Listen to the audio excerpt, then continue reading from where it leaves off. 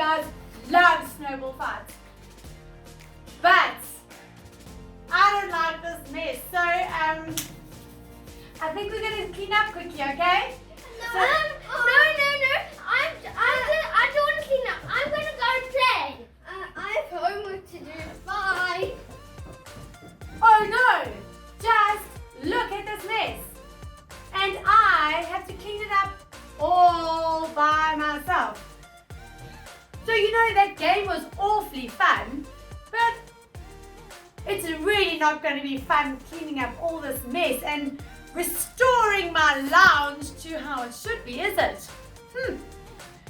You know, that's really interesting, that word restoration. In fact, it's actually right in line with our Bible story for today, where in fact, we're going to hear that God is going to restore his people to what his original plan for them was. So, I think it's time we take a listen.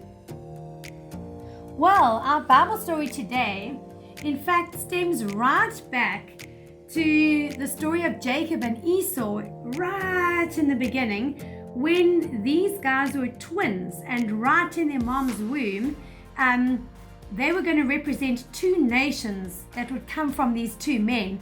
So Jacob was the youngest son, and the nation of Israel came from him, and Esau was the oldest son, and the nation of Edom descended from him. And God had promised to Jacob the same promises that he had made to Abraham, but Esau was so godless. He in fact despised God's promises. So for years and years, these two families were at odds against each other, just like we see in this picture that they fight. That's an illustration of actually the two nations that were fighting.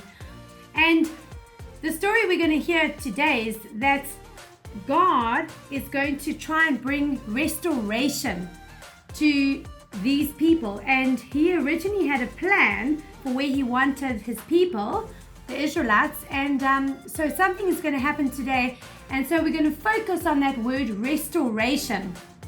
So I'd like you to keep an ear out for how that happens.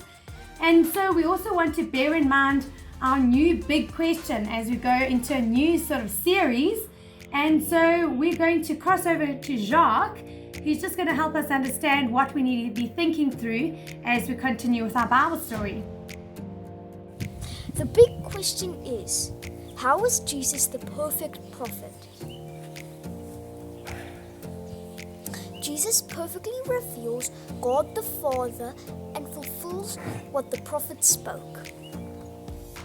God sent a message to Obadiah, the prophet, in a vision. God had news about a country called Edom. The people who lived in Edom were like brothers to the people who lived in Judah.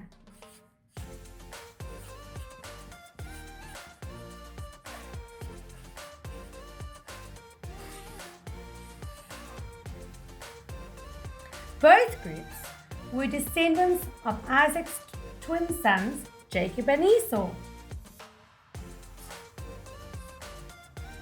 The people in Edom came from the family of Esau.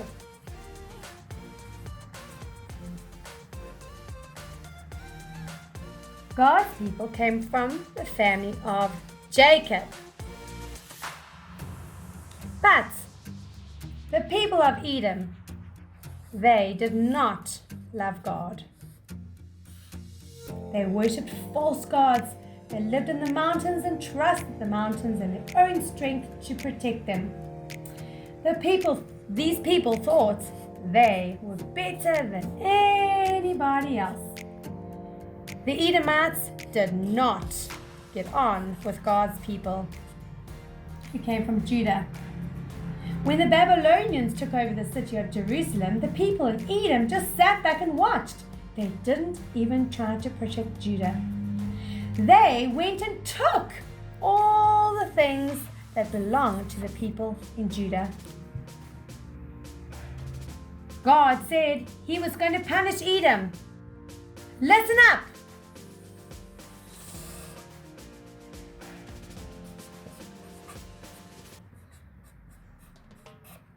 Out of all the nations, you will be the least important.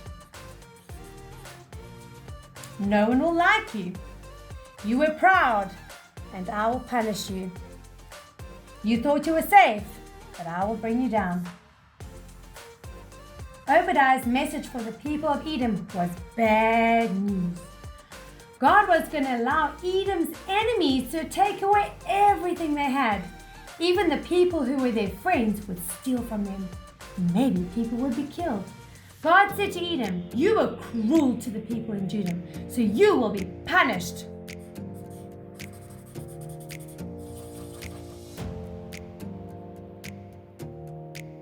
When Judah needed your help, you stood back and did nothing.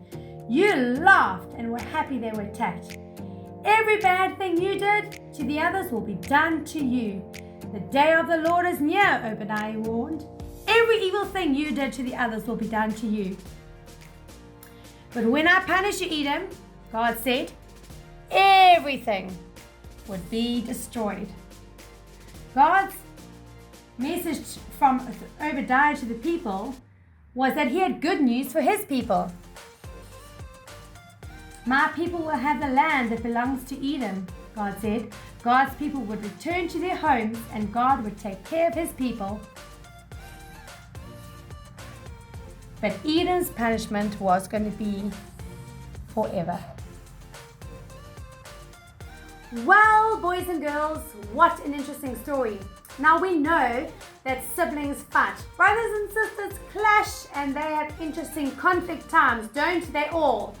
And so I'm sure some of you are familiar with this wooden spoon and the consequences that happen as a result of sibling rivalry. But you know something that's really interesting? When brothers and sisters leave the home and they go somewhere else, most of the time, if one of them gets into some difficulty, their brother or sister generally will stand up for them and they will protect each other. But in today's Bible story, you know, the Edomites and the people from Judah, they were related because of how the generations that they came from. But the Edomites did not stand up for the people in Judah. They should have protected them when the Babylonians fought the people from Judah. They didn't do that. They literally stood back and watched it all happen. And so they kind of went against anything that God stood for, where they should have been helping their relatives and they should have been helping the Israelites, the people of Judah. And so in the story today, God is going to, he was going to restore the people of Israel by punishing the people of Edom. And by doing that, he was going to restore his original plan and basically he was going to fulfill his promise that he made as being the true king. And you know, that leads me to our new truth challenge that we're going to be heading into for June, which is reading 1, 2, and 3 John, where John actually writes letters to the church, encouraging how to live the way God wants us to live. So it kind of ties up today because the people of Judah were living for God and the people of Edom were not living for God. So in 1, 2, and 3 John's really encouraging us how we should live.